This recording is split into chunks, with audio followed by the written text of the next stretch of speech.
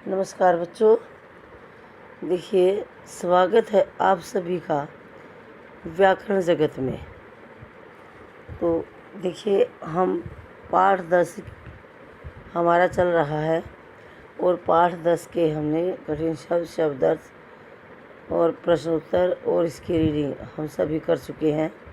तो आइए आज हम करेंगे पाठ 10 का अभ्यास। आज हम करेंगे पाठ 10 का अभ्यास। सभी बच्चे अपना पेज नंबर 67 खोलेंगे। पेज नंबर 67, जिसको हिंदी में 67 कहा जाता है। 67 सब हिंदी में गिनती भी सीखेंगे। कई बच्चों को हिंदी में गिनती नहीं आती, उनको नहीं पता चलता, इसलिए मुझे इंग्लिश में भी बताना पड़ता है। ठीक है, तो 67 पर है ये प्रश्न उत्तर, मौखिक प्रश्न और लिखित प्रश्न, जो कि हम कर चुके हैं।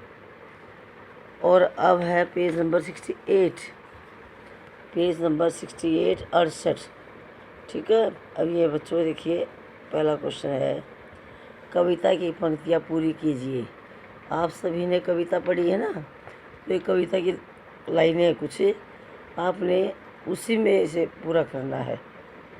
तो देखिए, पहला आ जाएगा, अपना पर्ण कभी न छोड़ेंगे। इसमें कभी न छोड़ेंगे भरेंगे, और जो भी शब्द भरोगे उसी को स्केल और पेंसिल से अंडरलाइन भी करेंगे। ठीक है, पहले में आएगा अपना पर्ण कभी न छोड़ेंगे। दूसरे में आएगा हिम्मत से नाता जोड़ेंगे। नाता जोड़ेंगे भर देना इसमें। ठीक है, हम हिमगिर पर चढ़ जाएंगे। चढ़ जाएंगे, तीसरी लाइन में आएगा चढ़ जाएंगे। चौथी लाइन है डैश ध्वजा उड़ाएंगे, भारत की ध्वजा उड़ाएंगे।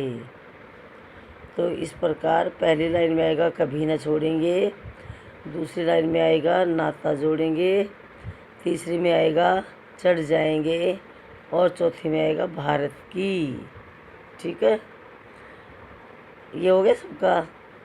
अब अगला है समान तुक वाला शब्द कविता से छाँट कर लिखिए। समान तुक वाला शब्द कविता से छाँट कर लिखिए। अब कविता में से ही छाँट कर लिखना है, इसी के लय जैसा शब्द। समान तुक वाला का मतलब इसी की लय जैसा। अब इस कविता में आया है ना, जैसे कच्चे है, कच्चे का सच्चे बच्चे। ठीक है बच्चों, लोग कुछ भी लगा दो, कुछ भी लिख सकते हो, कच्चे का बच्चे, सच्चे, दोनों ठीक है। दूसरा है बढ़ाएंगे। बढ़ाएंगे का क्या आ जाएगा, उड़ाएंगे। ये कविता में से छाँट कर लिखी है मैंने, उड़ाएंगे। और तीसरा है जोड़ेंगे। जोड़ेंगे का आ जाएगा तोड़ेंगे। उसके बाद डोलेंगे। डोलेंगे आ जाएगा तोलेंगे। ठीक है बच्चों, तो ये हमारे तुकांत शब्द कच्चे सच्चे, और जोड़ेंगे तोड़ेंगे, बढ़ाएंगे उड़ाएंगे, डोलेंगे तोलेंगे। ठीक है, अब अगला प्रश्न है, देखिए, नीचे दिए गए शब्दों के दो दो समान अर्थ वाले शब्द लिखिए। दो दो समान अर्थ वाले यानी कि उनके अर्थ समान अर्थ का मतलब उनके अर्थ लिखने में दो दो, इनको हम पर्यायवाची शब्द भी कहते हैं। तो देखिए, ध्वजा, ध्वजा का झंडा और पताका, झंडा और पताका, झंडा और पताका दोनों का अर्थ है ध्वजा। ठीक है, इसको हम झंडा भी कह सकते हैं और पताका भी कह सकते हैं और ध्वजा भी कह सकते हैं। अगला है गिरी। अब गिरी को पहाड़ भी कह सकते हैं, पर्वत भी कह सकते हैं, नग भी कह सकते हैं। गिरी के कई नाम हैं। ऐसे ही पथ, पथ का राह और रास्ता। ठीक है, और अगला है ताकत। ताकत का हिम्मत और शक्ति। ताकत को हम हिम्मत भी कह सकते हैं और शक्ति भी कह सकते हैं। ये इसके नाम, दो नाम और हैं। ठीक है बच्चों, समझ आया। अब अगला है शुद्ध करके लिखिए। शब्दों की वर्तनी शुद्ध करके लिखिए। ये शब्द गलत लिखे हुए हैं, इनको हमने शुद्ध करके लिखना है। धब्जा, धब्जा नहीं होता, पूरा ध नहीं आता बच्चों, इसमें आधा ध आता है। ध्वजा, धवजा नहीं होता, ध्वजा, ध्वजा। उच्चारण से देखिए ध्वजा, उच्चारण में ध में आधा बोलने की आवाज़ आ रही है, ध्वजा, तो आधा ध आएगा अब ध्वजा। ऐसे इसके नीचे देखिए बंधन, तो बच्चों इसमें आधा न लगाया हुआ है, लेकिन आधा न और आधे में की परंपरा अब ख़त्म हो गई, ये चलन में नहीं है। आधा न और आधे में के स्थान बिंदु ने ले लिया। किसने ले लिया? बिंदु ने। तो इनकी जगह हम बिंदु युक्त प्रयोग करते हैं। आधा न और आधा में अब ख़त्म हो गया है, ये बच्चे नहीं लिखेंगे। अब जैसे बंधन में आधा न है तो ये गलत है, बंधन बिंदी आएगी, बा के ऊपर बिंदी आएगी। ठीक है बच्चों। अगला है नादान। नादान नहीं होता, नादान होता है। क्या होता है? नादान। अब उसके नीचे हिम्मत, हिम्मत नहीं होता, हिम्मत, हिम्मत। हाँ में छोटे की आवाज़ आ रही है ना बोलने की, हिम्मत, ये हिम्मत होता है, हिम्मत नहीं होता। ठीक है बच्चों, तो ये थे हमारे शुद्ध शुद्ध। अगला प्रश्न है, नीचे दिए गए शब्दों का वाक्य में प्रयोग कीजिए। अब बच्चों शब्द दिए गए हैं, बच्चे, ध्वजा और नादान, तो इनसे हमने वाक्य बनाने हैं।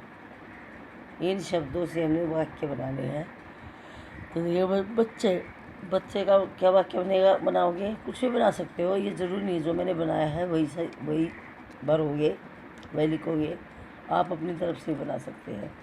जैसे बच्चे हैं, पार्क में बहुत बच्चे हैं, या पार्क में बच्चे खेल रहे हैं, क्लास में कई बहुत सारे बच्चे हैं, कुछ भी बना सकते हो। अगला है ध्वजा। भारत की ध्वजा तिरंगा है। कौन सी? तिरंगा। भारत की ध्वजा तिरंगा है। अगला है नादान। नादान का मतलब होता है ना समझ। छोटे बच्चे नादान होते हैं, छोटे बच्चे नादान होते हैं। ठीक है बच्चों। अब अगला क्वेश्चन है, देखिए पेज नंबर 69 पर है। नीचे दिए गए शब्दों के उल्टे अर्थ वाले शब्द लिखिए। ये इनके उल्टे लिखने हैं, तो विपरीत कहते हैं इनको। जैसे तोड़ना, तोड़ना का उल्टा क्या हो जाएगा? जोड़ना। अपना, पराया, अपना, पराया, पराया मीन्स दूसरा। ऐसे ही सच्चा, झूठा, सच्चा का क्या हो जाएगा? झूठा। माता का उल्टा क्या हो जाएगा? पिता।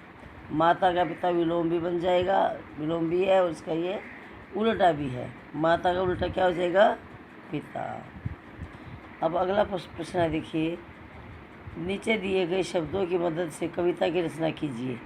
अब ये शब्द दिए गए हैं, पेड़, चमत्कार, पत्तियाँ, फल, बरगद, भरा।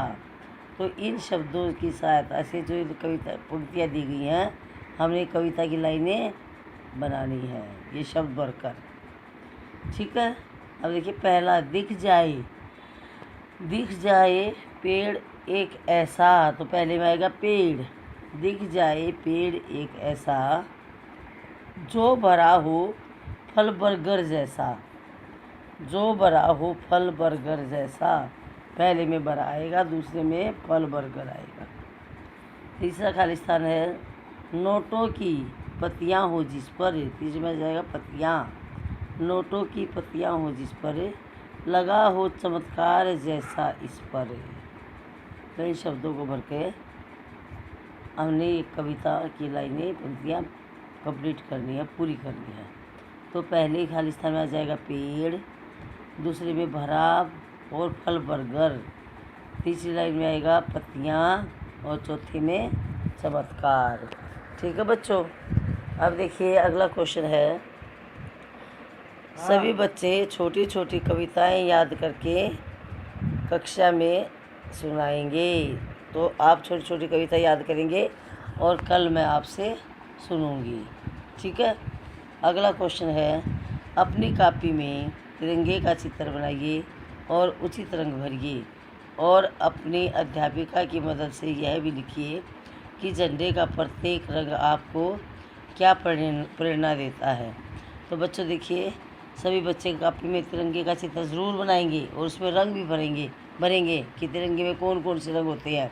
सबसे ऊपर कौन सा होता है? केसरिया रंग, उसके नीचे होता है सफ़ेद रंग और उसके नीचे होता है हरा रंग। तो तीनों रंग भरेंगे तिरंगा झंडा बना करके। और देखिए अब मैं बताती हूँ कि ये तीनों रंग हमें क्या प्रेरणा देते हैं।